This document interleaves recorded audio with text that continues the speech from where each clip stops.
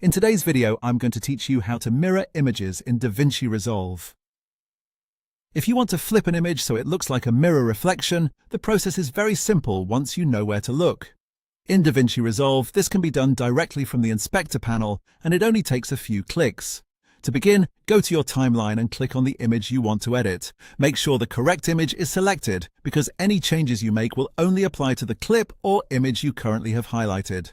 This is an important first step, especially if you have multiple images or video clips placed close together on the timeline. Once your image is selected, move to the top right area of the screen and click on Inspector. If the Inspector panel is not already open, this will bring it up and show you the settings for the item you selected.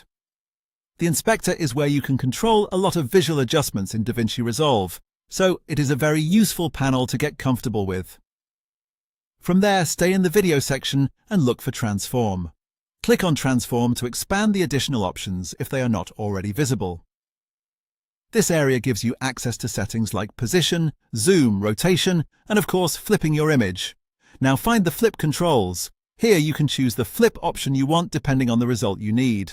If you want the image to mirror from left to right, use the horizontal flip option. If you want it to turn upside down instead, use the vertical flip option.